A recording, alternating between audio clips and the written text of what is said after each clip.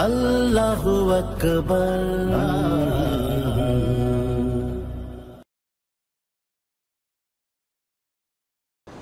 আউযু বিল্লাহি মিনাশ শাইতানির রাজীম। ওয়াইদ ক্বালা মূসা লিফাতাহু লা আবরাহু হাত্তা আবলুগা মাজমাল বাহরাইনে আও আমজি হুকবা। স্মরণীয় ঘটনা, যখন মূসা আলাইহিস সালাম তার গোলামকে বললেন যে আমরা চলতে থাকব, চলতে চলতে আমরা যতক্ষণ না দুই নদীর মিলনস্থলে উপস্থিত হব ততক্ষণ চলতে থাকব, অথবা আমরা যুগ যুগ ধরে চলতে থাকব। তো আয়াতের শান-নজুল হলো, মূসা আলাইহিস সালাম কোনো একদিন বনী ইসরাঈলের মধ্যে ওয়াজ ও নসিহত করতেছিলেন। এমন সময় একজন প্রশ্ন করছে যে হে মূসা, এই বনী ইসরাঈলদের মধ্যে বড় আলেম কে? তো মূসা আলাইহিস সালাম স্বাভাবিকভাবেই বললেন যে আমি বড় আলেম, যেহেতু যিনি রাসূল পয়গম্বর, তার সাথে বড় আলেম কে হতে পারে? কথা সত্যি, এতে কোনো ভুল নেই। কিন্তু আল্লাহ তাআলা এ ধরনের কথা পছন্দ করেন না। যদি তার নিজের উপরে এটা আসে তো সে বলবে যে আল্লাহই ভালো জানেন কে বড় আলেম, এটা বলতেন। কিন্তু নিজে বললেন যে আমি বড় আলেম, এটা আল্লাহ পছন্দ করেন নাই। এই জন্য আল্লাহ তাআলা তাকে খিজির আসলামের সান্নিধ্য লাভ করার জন্য বললেন এবং তার সাথে কিছু সময় চলাফেরা করতে বললেন, যাতে সে বুঝতে পারে যে এলেমের ব্যাপারটা এটা একটা অন্যরকম ব্যাপার, তোমার চাইতেও কোনো বড় জ্ঞানী থাকতে পারে। তো মূসা আলাইহিস সালাম আল্লাহর হুকুমে তার সাথে একজন সাথী গোলাম, তার নাম হচ্ছে ইউশা ইবনে নুন, সেই গোলামের কাছে থলেতে কিছু খাবার, এবং খাবারগুলি ছিল সাধারণত ভাজা মাছ, মাছ ভাজা করে থলির মধ্যে রাখা ছিল খাবার জন্য। তো মূসা আলাইহিস সালাম বলছে চলো আমরা চলতে মাজমাল বাহরাইন। এই মাজমাল বাহরাইন জায়গাটা হলো নীল নদী এর মহানগর আলেকজান্দ্রিয়া, মিশরের থেকে পার হইয়া আরও দক্ষিণে সুদানে এটা দুইটা শাখা হয়েছে। তো সুদানে যেখানে দুইটা শাখা হইয়া দক্ষিণ দিকে ভিক্টোরিয়া হ্রদের সাথে মিলেছে, তো সুদানে যেখানে দুইটা শাখা, এই জায়গাটাকে বলা হয়েছে মাজমাল বাহরাইন। বড় নদীকে বাহার বা সমুদ্র বলা হয়।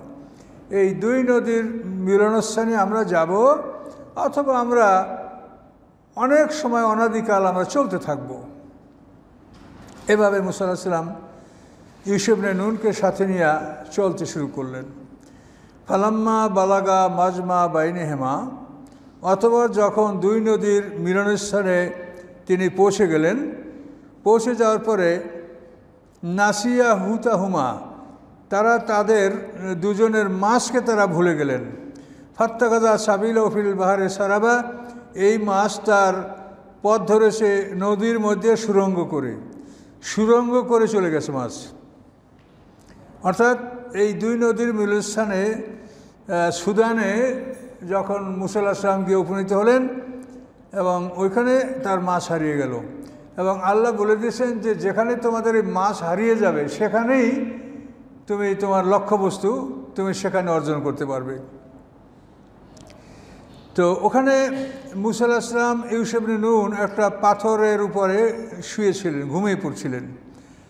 ঘুম থেকে জাগার পরে ইউশা ইবনে নুন দেখতে পাচ্ছেন যে মাছটা এরকম ভাজা মাছ, এটা থলির মধ্যে জ্যান্ত হইয়া লাফাতে লাফাতে নদীতে পড়েছে, এবং যেখান থেকে মাছটা লুকিয়েছে সেটা একটা গর্ত, মানে সুরঙ্গ, মানে পানিটা মিশে ফাঁকা হয়ে আছে। এটা না হলে তারা চিনতে পারতো না যে মাছটা কোথায় লুকিয়েছে। সারাব মানে সুরঙ্গ, টানেল। এভাবে সুরঙ্গ করে মাছটা নদীর মধ্যে চলে গেছে। ফালাম্মা জাওয়াজা, এরপর মূসা আলাইহিস সালাম এবং ইউশা ইবনে নুন যখন অতিক্রম করলেন, ওই জায়গা থেকে আরও তারা সফর করলেন। কল আলে ফাতাহু, তখন সে তার যুবককে বললেন, গোলামকে বললেন, আতেনা গাদা আনা, তুমি আমাদের উদ্দেশ্যে ভোরের খানা উপস্থিত করো, ব্রেকফাস্ট আনো। লাকাদ লাকিনা মিন সফরিনা হাযা নাসাবা, এই ভ্রমণে আমরা ক্লিষ্ট হয়েছি, আমরা ক্লান্ত হয়েছি, ক্ষুধা লেগেছে, খাবার নিয়ে আসো। কলা, গোলামটি বলল, আর আইতা, আপনি কি খেয়াল করেন নেই, এজ আওয়াইনেলা সাকরাতে, যখন আমরা পাথরের কাছে আশ্রয় নিয়েছিলাম, পাথরের উপরে মাথা দিয়ে ঘুমিয়েছিলাম, ফাইনি নাসিতুল হুতা, তখন আমি মাছের কথা আপনাকে বলতে ভুলে গেছি, যে মাছ কি কাণ্ড করছে এটা বলবো, এটা বলতে ভুলে গেছি। ও আমা আনসানিও ইল্লা শয়তান, এবং শয়তান ছাড়া আমাকে কেউ এটা ভুলিয়ে রাখে নাই, শয়তানই আমাকে এটা ভুলিয়ে রেখেছে যে আপনাকে আমি বিষয়টা বলতে পারিনি। আন আজ কুরাহু, যে আপনাকে এটা আমি স্মরণ করাই দেবো, বলে দেবো, এটা আমাকে শয়তান ভুলিয়ে রেখেছে, আমি বলতে পারিনি। অত্যাকাদা সাবিল ফিল বাহারে আজাবা, সে তার রাস্তা ধরেছে নদীর মধ্যে আশ্চর্য ধরনের। আজাবান আশ্চর্য, আশ্চর্য ধরনের কেন? যে সে নদীর মধ্যে যেখানে ঢুকেছে সে সুরঙ্গ হয়ে আছে, টানেল হয়ে আছে, পানিটা মিশে নেই, ফাঁকা হয়ে আছে, এই জন্য আজাবা বলছে। আশ্চর্য ধরনের পথ করে সে সমুদ্রের মধ্যে মাছটা লুকিয়েছে। কলা জালিকা মাকুন্না নাবগে, মুসা আলাইহিস সালাম বলেন, এই জিনিসটাই তো আমরা খুঁজতেছিলাম, এইখানেই তো আমরা যাব, এখানেই আমাদের লক্ষ্য বস্তু আমরা এখানে পাব। তিনি বললেন জালিকা মাকুন্না নাবগে, এটাই তো আমরা খুঁজতেছিলাম। ফারতাদ্দালা আসারি মা কাসাসা, আবার তারা পিছনের দিকে নিদর্শন দেখে দেখে চলতে লাগলেন, যে আমরা কোন পথে আসছি সেই পথ ধরে ধরে আবার সেই পাথরের কাছে যাতে যেতে পারি। ফারতাদ্দালা আসারি মা কাসাসা, তারা পিছনের পথ দেখে দেখে, চিহ্ন দেখে দেখে পিছনের দিকে অগ্রসর হতে লাগলেন।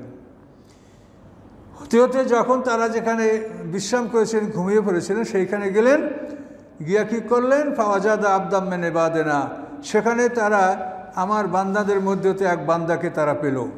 কোন বান্দা? আতাইনাহু রাহমাতাম মিন ইনদিনা, যাকে আমি আমার পক্ষ থেকে রহমত দান করেছি। ও আল্লামনা মিন লাদুন্না ইলমা, এবং আমি তাকে আমার নিজের পক্ষ হতে জ্ঞান শিক্ষা দিয়েছি। আল্লাহ বললেন যে সেখানে আমার এমন এক বান্দাকে সে পাইল যে আমি তার প্রতি রহমত নাজিল করেছি আমার পক্ষ থেকে, এবং আমার পক্ষ থেকে আমি তাকে বিশেষ জ্ঞান শিক্ষা দিয়েছি। ইলমে লাদুন্নি যেটাকে বলে, আল্লাহ নিজের পক্ষ থেকে যে জ্ঞান শিক্ষা দেয় সেই জ্ঞান। তো এই লোকটা হলো খিজির, এর নাম বিলিয়া। তো খিজির অর্থ সবুজ। উনি যেখানে বসতেন কোনো মরুভূমিতে বা শুকনো জায়গায়, আস্তে জায়গাটা ঘাসপালায় ভরে যেত, এই জন্য ওনাকে খিজির বলা হয়। ওনার নাম হচ্ছে বিলিয়া। তো এই খিজির আসলামকে ওনারা পাইলেন যে একটা চাদর মুড়ি দিয়ে ওখানে উনি শুয়ে আছে, মনে হয় যেন ঘুমিয়ে, চাদর মুড়ি দিয়ে একটা মানুষ। কল আলো মুসা, মুসা তাকে বললেন, হাল আত্তাবিকা আলা আনতুয়াল্লিমানে মেম্মা উল্লিমতা রশদা, যে আমি আপনার অনুসরণ করতে পারবো কি, এই শর্তে যে আল্লাহ তাআলা আপনাকে যে হেদায়েত দান করছেন তা হতে আমাকে আপনি কিছু শিক্ষা দিবেন। মানে মুসা আলাইহিস সালাম ওই লোকটাকে চাদর মুড়ি দেওয়া অবস্থায় দেখে সালাম দিলেন। তখন খিজির আলাইহিস সালাম বলেন যে এই জমিনে সালাম কোথা থেকে আসলো, কে তুমি? বললে যে আমি মুসা। বলে কোন মুসা? যে আমি বনি ইসরাইলের মুসা। এই কোন মুসা বলার কারণ হলো যে পৃথিবীতে আরও অনেক মুসা পার হয়েছে। এই পৃথিবীতে আমরা যে আদম সন্তান, আমরা আদম সন্তান, আমাদের আদমের মুসা হলো যে মুসার কথা আমরা কোরআনে পাচ্ছি। কিন্তু হাদিসে যে আছে পৃথিবীতে আল্লাহ তাআলা আমাদের আদম মতো আদম, মুসার মতো মুসা, ঈসার মতো ঈসা আরও সৃষ্টি করেছেন। এই পৃথিবীতে আরও আদম সৃষ্টি করেন আমাদের আদমের পূর্বে। এখন সেইখানের কোনো মুসা না কোন মুসা, এই জন্য খিজির আসলাম বলেন তুমি কোন মুসা? তখন মুসা আসলাম বলেন আমি বনি ইসরাইলের মুসা। তো এখন মুসা আসলাম আবেদন করলেন যে আপনাকে আল্লাহ তাআলা যে সৎপথ দেখিয়েছেন, আপনাকে যে জ্ঞান দান করেছেন তাহাতে আমাকে কিছু জ্ঞান দান করবেন, এই উদ্দেশ্যে আপনার সাথে আমি অবস্থান নিতে পারবো কিনা, আপনার অনুসরণ করতে পারবো কিনা। কলা ইন্নাকা লান তাসতাতিয়া মায়া সাবরা, খিজির আসলাম বলেন নিশ্চয়ই তুমি আমার সাথে ধৈর্য ধারণ করতে পারবে না। তুমি আমার সাথে যদি চলতে লাগো তো তুমি ধৈর্য হারা হবে, আমার সাথে তুমি ধৈর্য ধারণ করতে পারবে না।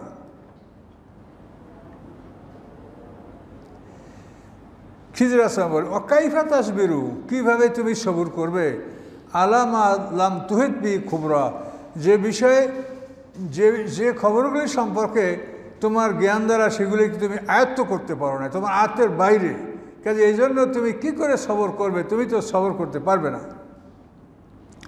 কলা মুসা আসলাম বললেন সাতাজিউদ্দিনী ইনশাআল্লাহ সাবেরা, ইনশাআল্লাহ আপনি আমাকে ধৈর্যশীল পাবেন। কলা আসিলেকা আমরা, এবং আপনার কোনো আদেশের অবাধ্য আমি হব না, আপনার কোনো আদেশের নাফরমানি আমি করব না। কলা খিজির আসলাম বললেন, ফাইনেত্তা বাতানি, যদি তুমি আমাকে অনুসরণ করো, ফালা তাসআলনি আন শাইইন, তুমি কোনো বিষয়ে আমাকে প্রশ্ন করবে না, হাত্তা উহদিসা লাকা মিনহু যিকরা, যতক্ষণ না ওই বিষয়ে আমি তোমাকে বর্ণনা দিব। আমি বর্ণনা দিব, তখন তুমি শুনতে পাবে, তার আগে তুমি প্রশ্ন করবে না। ফান্তালাকা, এই কথোপকথন শেষ হওয়ার পর এখন দুজন চলতে লাগলেন। চলতে নদীর পারে, নীল নদীর পারে তারা চলছেন। হাত্তে যা রাকেবা ফিস সাবিনাতে, এমনকি যখন তারা একটা নৌকায় চড়ল এবং তারা মানে ভাড়া ছাড়াই তাদেরকে নৌকায় বহন করার জন্য মাঝি রাজি হয়েছিল। এই নৌকায় মুসা আসলাম, খিজির আসলাম, ঈসা ইবনে নূন চললেন।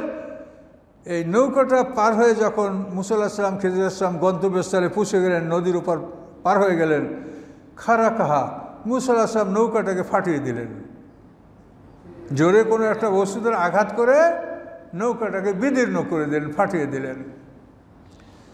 তো এখন এই নৌকাটা আমরা পার হয়েছি, নৌকাটা আরও প্যাসেঞ্জার আছে। এই নৌকাটার দ্বারা ওরা, এটা 10 জন মিসকিনের নৌকা, তাদের মধ্যে কতক আছে প্রতিবন্ধী, কতক ভালো, এরকম 10 জন মিসকিনের নৌকাটা, তার দ্বারা তাদের সংসার চলে। আর আপনি সেই নৌকাটা বিনামূল্যে, বিনা নুল মানে ভাড়া, বিনা ভাড়ায় নৌকাটায় পার হলে নৌকাটা ভেঙে দিলেন। তো কলা আখারাক্তা, যে আপনি নৌকাটা ফাটিয়ে দিলেন, লিতুগ্র কাহালহা, যে এই নৌকার যারা আরোহী তাদেরকে আপনি ডুবিয়ে মারবেন। লাকাত যেতে শাইন এমরা, আপনি তো একটা ভয়ঙ্কর খারাপ কাজ করলেন। পয়গম্বরদের কাজ হলো অন্যায়ের প্রতিবাদ করা, তাদের জন্মগত স্বভাবই অন্যায়ের প্রতিবাদ করা। এখন উনি যে বলছিলেন যে আমার কাজের সমান হয় মনে নেই। কলা খিজির আসলাম বলেন, আলামাকুল ইন্নাকা লান তাসতিতা মায়া সাবরা, আমি কি বলি নেই যে নিশ্চয়ই তুমি আমার সাথে ধৈর্য ধারণ করতে পারবে না?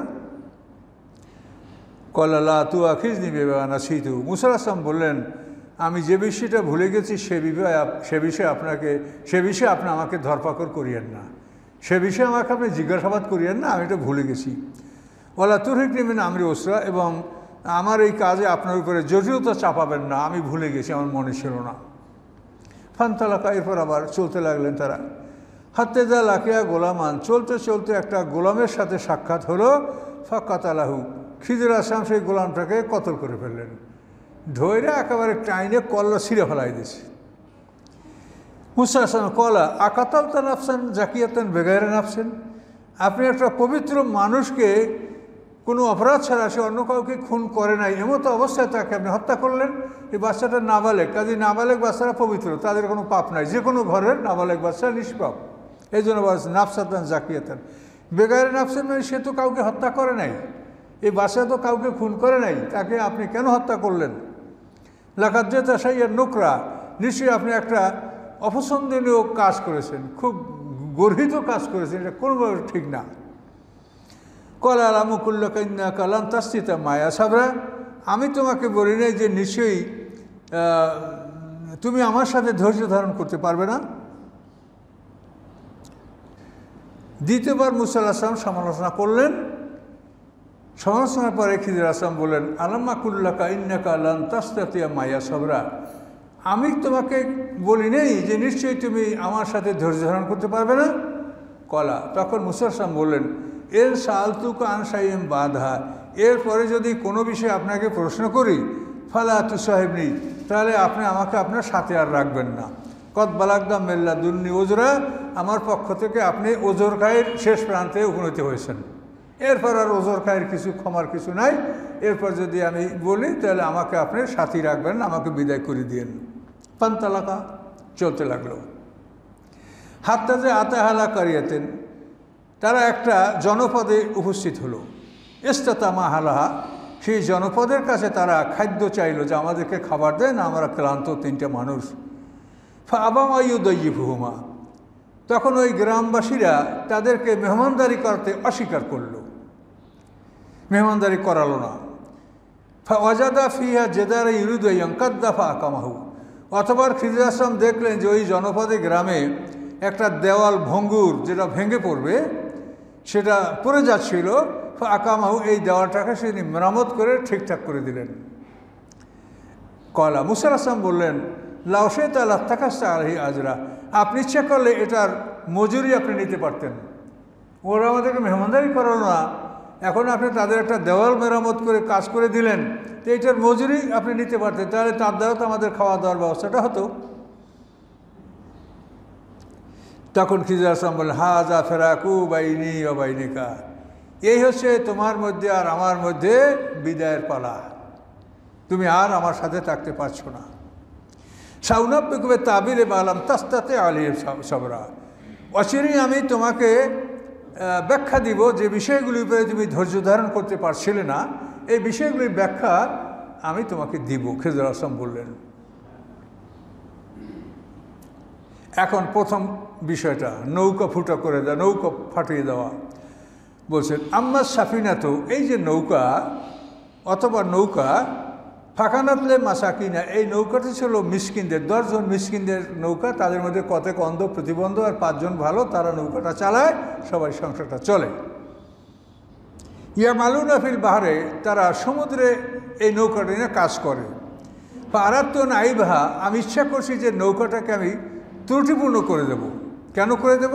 ওয়াকানা আরাম মালিকুম ইয়াকুযু কুল্লা সাফিনাতান গাসবা, তাদের পিছনে একজন জালেম বাদশাহ আসতেছে, সেই বাদশাহ সকল ভালো নৌকাগুলি সে ছিনিয়ে নিয়ে যাবে।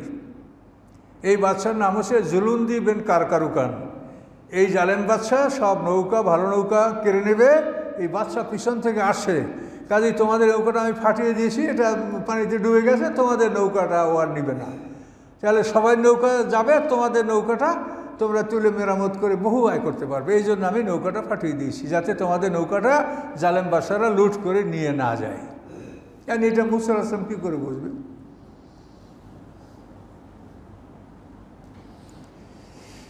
অম্মাল গোলামু, অথবা যে বালকটাকে আমি হত্যা করলাম, ফাকানা আবওয়াহু মুমিনিনা, এই বালকটার পিতামাতা উভয় ছিল মোমেন। ফাখাসিনা আইহরে কহমা তুগিয়ানাহুমা কুফরা, আমার ভয় ছিল যে বড় হয়ে এই ছেলেটা পিতামাতার উপরে জুলুম করে, জোর করে কুফরি চাপিয়ে দেবে। সে জোর জুলুম করে পিতামাতার উপরে কুফরি চাপিয়ে দেবে, তার পিতামাতাকে মুসলমান থাকতে দেবে না। ফারাদ না, আমি ইচ্ছা করেছি আইয়ুবদালাহুমা রব্বুমা খায়রাম মিনহু, যে আল্লাহ তাআলা এই সন্তানের পরিবর্তে তাদেরকে উত্তম সন্তান দান করবেন। জাকাতাও আকরামা রহমা, যে সন্তান হবে পবিত্র এবং দয়ালু, এরকম একটা সন্তান আল্লাহ তাকে দান করবেন। এই জন্য এই সন্তানের হত্যা করে দিয়েছি। এই সন্তানটা থাকলে তার বাপমার উপরে জুলুম অত্যাচার করে জোরপূর্বক তার বাপমাকে তারা কাফের বানায় দিবে, মুসলমান থাকতে দিবে না। এই জন্য আমি সন্তানকে হত্যা করেছি। তাফসীরে বলা আছে, এই সন্তানকে হত্যা করার পর মুসা আলাইহিস সালাম তার এই বাম হাতটায় এখান থেকে টাইনে ছিঁড়ে ফেলাইছে। ছিঁড়ে তুললে এই যে কাঁধের উপরে চওড়া হাড্ডি আছে এখানে, এইদিকে পিঠে, ওই হাড্ডিটার মাংস হটাইয়া তারপর মুসা আলাইহিস সালামকে দেখা, যে দেখো তো কী লেখা, তো সেখানে লেখা আছে কাফের লা ইউমিনু বিল্লাহি আবাদা, সে এমন এক কাফের যে কোশ্চিনকালেও সে আল্লাহর উপর ঈমান আনবে না। ওইটা তো ওইখানে হাড়ির উপরে লেখা। মুসা অবাক হয়ে গেল যে এইখানে এই জিনিসটা আমি কী করে জানবো? এই জন্য আল্লাহ বলেন যে আমি সেই বান্দাকে আমার পক্ষ থেকে এলমে লাদুনি দান করছি, যার জন্য সেই বান্দার এমন এলেম আছে যেটা মুসা তোমার নাই। কাজেই তোমার এটা বলা ভুল হয়েছে যে বনী ইসরাঈলের বড় আলেম আমি।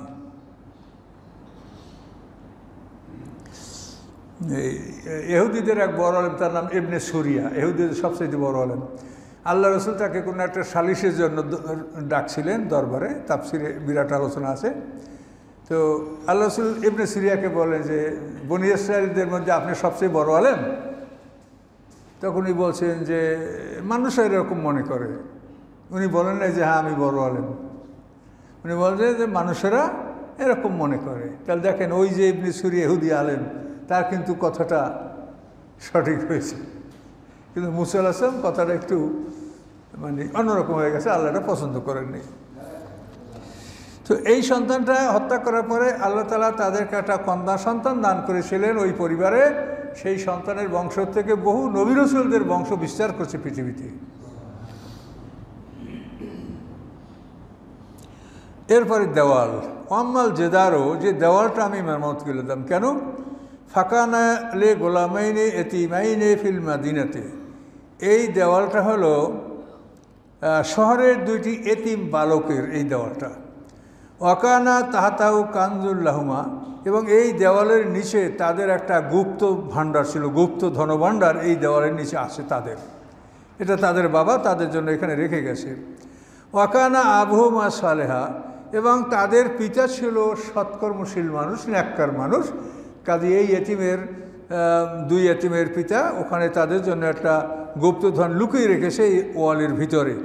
কাজে এই ওয়ালটা যদি ভেঙে যেত তাহলে এই ধনভাণ্ডারটা বের হয়ে যেত এবং ওরা এতিম, জনগণ ওদের সম্পদটা লুটপাট করে নিয়ে যেত, ওরা এই সম্পদটা রক্ষা করতে পারত না। তো আল্লাহ বলেন, আল্লাহ রাব্বুল আলামিন মানে খিজির আসলাম যে ব্যাখ্যাটা দিচ্ছেন, আল্লাহর দেওয়া ব্যাখ্যা সেটা। তো খিজির আসলাম বলেন যে ফারাদা রব্বুকা, আপনার রব ইচ্ছা করেছেন আইয়াবলুকা আশুদ্ধমা, যে বালক দুইটি পরিণত বয়সে উপনীত হবে, যুবক বয়সে উপনীত হবে। ওই ইস্তাকরে যা কাঞ্জাহমা, তারপর তাদের গুপ্তধন তারা নিজেরা বের করে নেবে এবং ব্যবহার করবে। এই জন্য আমি তাদের দেওয়ালটা ভঙ্গুর, এটাকে আমি মেরামত করে ঠিক করে দিয়েছি যাতে তাদের সম্পদটা হস্তান্তর না হয় বা অন্য লোকেরা লুটপাট করে নিয়ে যেতে না পারে। তো রহমত আম্মের রব্বিকা বলেন, এটা আপনার রবের পক্ষ থেকে রহমত। আমা ফালতু আন আমরি, এটা আমি আমার ইচ্ছায় কাজ আমি করিনি। যা আলিকা তাবিলু মাল্লাম তাস্তাতে আলিয়া সাবরা, এই হলো ওই সব কিছুর ব্যাখ্যা যার উপরে আপনি ধৈর্য ধারণ করতে পারেননি। মুসা আলাইহিস সালামকে এই বিষয়টা বলে দেওয়া হলো। তো এখানে রুকু আমাদের শেষ হয়ে গেছে, 2 রুকু পার হয়ে গেছে।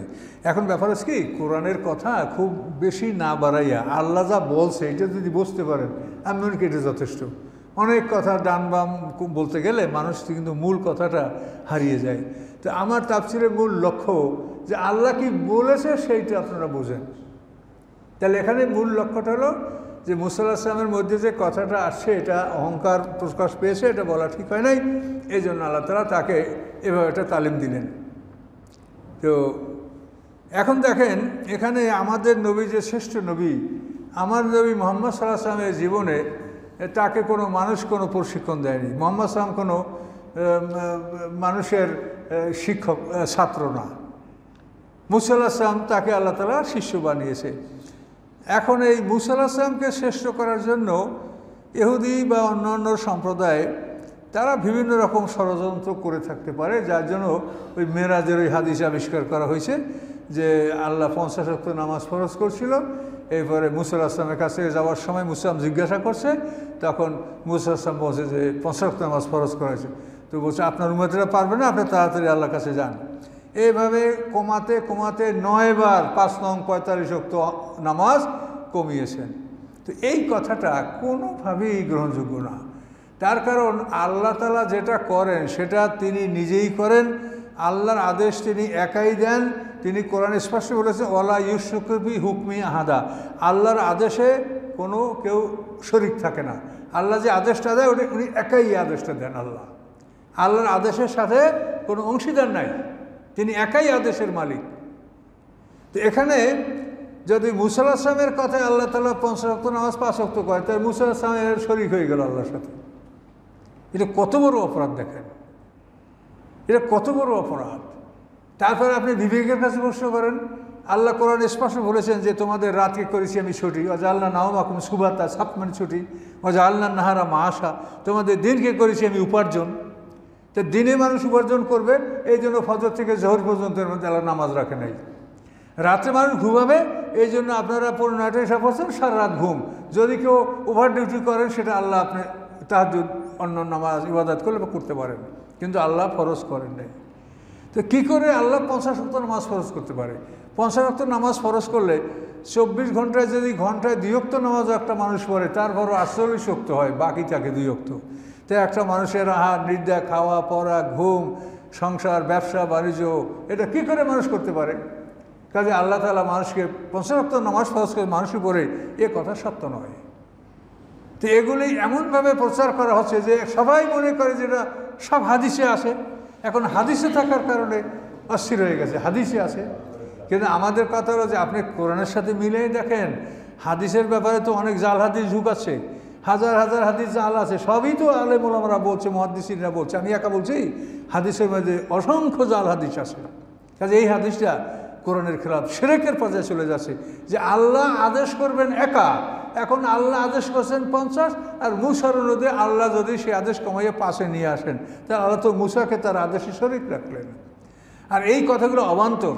তার কারণ আল্লাহ তাআলার সাথে দেখা করে মুহাম্মদ সাল্লাল্লাহু আলাইহি ওয়াসাল্লাম যখন চলে আসতেছেন, তখন সে আবার 9 বার আল্লাহর কাছে যাবে, কে নিয়ে গেল, কে নিয়ে আসলো? এটা কি তার নিজের ব্যাপার? এই সফরটা কি নিজের? যে এক রাতে তিনি বাইতুল মুকাদ্দাস গেছেন, সেখান থেকে তিনি সিদরাতুল মুনতাহা পর্যন্ত গেছেন, এটা আল্লাহ রসুলের নিজের ইখতিয়ারি বিষয়? তা আল্লাহ রসুল কার সাথে গেলেন, কার সাথে আসলেন, কে নিয়ে গেল, কে নিয়ে আসলো, এর কোনো বিবরণ আছে? কাজে এই জন্য এইসব কথাগুলি হাদিস আমরা মানব। তার কারণ কোরআনের যে বিষয়গুলি অস্পষ্ট, সেগুলো হাদিস থেকেই তার ব্যাখ্যা নিতে হবে। কিন্তু সেই হাদিসগুলি সবসময় কোরআনের মুওয়াফিক হবে, কোরআনের সাথে সামঞ্জস্যশীল থাকবে। কিন্তু যে হাদিস কোরআনের বিপক্ষে যাচ্ছে, এরকম হাদিস মানা, এটা আমি একা না, সমস্ত মুহাদ্দিসিনরাই বলছে যে কোরআনের খেলাফ কোনো হাদিস গ্রহণযোগ্য নয়। হয়তো মাওলানা সাহেব আছে, আরও আলামা জিজ্ঞাসা করে, এটা সব মুহাদ্দিসের কথা। কিন্তু এটা জ্ঞান দ্বারা বুঝতে হবে যে হাদিসটা কোরআনের সাথে মানে অ্যাডজাস্টমেন্ট করে না, এটা কোরআনের বিপক্ষে যাচ্ছে। তো ইনশাল্লাহ লোকজন কম হয়, মন খারাপ আপনাদেরও, আমারও খারাপ। এখন করা কি, কোরআন বেহেশতে তো কম মানুষই যাবে, বেহেশতে যাবে খুব কম মানুষ। হ্যাঁ জি, চা খাবো, দোয়া করে খাওয়া যাবে ইনশাল্লাহ। আস্তাগফিরুল্লাহ আল্লাযী লা ইলাহা ইল্লা হুয়াল হাইয়ুল কাইয়্যুম ওয়া আতুবু ইলাইহি লা হাওলা ওয়া লা কুওয়াতা ইল্লা বিল্লাহিল আলিয়্যিল আযীম। আল্লাহুম্মা সাল্লি আলা মুহাম্মাদ ওয়া আলা আলি মুহাম্মাদিন কামা সাল্লাইতা আলা ইব্রাহিম ওয়া আলা আলি ইব্রাহিম ইন্নাকা হামিদুম মাজিদ। আল্লাহুম্মা বারিক আলা মুহাম্মাদ ওয়া আলা আলি মুহাম্মাদিন কামা বারাকতা আলা ইব্রাহিম ওয়া আলা আলি ইব্রাহিম ইন্নাকা হামিদুম মাজিদ। 82 নম্বর আয়াত পর্যন্ত মনে রাখবেন, 82। আল্লাহুম্মা আমিন। আল্লাহ, আপনার কালামের আমরা কথাবার্তা বলেছি, আল্লাহ জ্ঞানের অভাবে কোনো ভুল হয়ে থাকলে আপনি মাফ করে দিয়েন। আল্লাহ আমাদেরকে দয়া করে আপনি সব দিয়ে থাকেন তা মুহাম্মদ রাসূলুল্লাহ সাল্লাল্লাহু আলাইহি ওয়াসাল্লামের পাকে পৌঁছে দিন। আদম আলাইহিসসালাতু ওয়াসসালাম হতে আজ পর্যন্ত আম্বিয়া, আউলিয়া, উলামা, ফুজালা, শুহাদা, সালিহিন, সিদ্দিকিন, মুমিনিন, মুমিনাত যারা পৃথিবীতে বিদায় নিয়েছেন, তামামের ওরা পাকে সব পৌঁছে দিন। আল্লাহ, আমরা যারা হাত তুলেছি, আমাদের পিতা মাতা, দাদা দাদি, নানা নানি, শ্বশুর, আত্মীয় স্বজন, বড় ভাই বড় বোন যাদের কবরে আছে, তামামের ওরা পাকে সব পৌঁছে দিন। রব্বির হামহুমা কামা রব্বায়ানি সগীরা। আল্লাহ, আপনি সকলের ঋণ পরিশোধ করার তৌফিক দিন, সবাইকে হালাল রিজকের ব্যবস্থা করে দিন, সকলের আওলাদ পর্যন্ত নেককার বানিয়ে দিন, সকলের অসুখ বিসুখ থেকে সবাইকে মুক্তি দিন, বাড়ি ঘরে যে অসুস্থ আছে তাদেরকেও আপনি মুক্তি দিন। আল্লাহ, আল্লাহ মানুষের মনকে কোরআনের দিকে ঝুঁকিয়ে দিন। আল্লাহ, আপনি আলা কুল্লি শাইইন কাদির। সমস্ত প্রাণীর মস্তিষ্ক আপনার মুঠের মধ্যে। আল্লাহ, আল্লাহ মানুষের মনকে কোরআনের দিকে ঝুঁকিয়ে দিন। সুবহান রাব্বিকা রাব্বিল ইজ্জাতি আম্মা ইয়াসিফুন, সালামুন আলাল মুরসালিন, আলহামদুলিল্লাহি রাব্বিল আলামিন। আসসালামু আলাইকুম।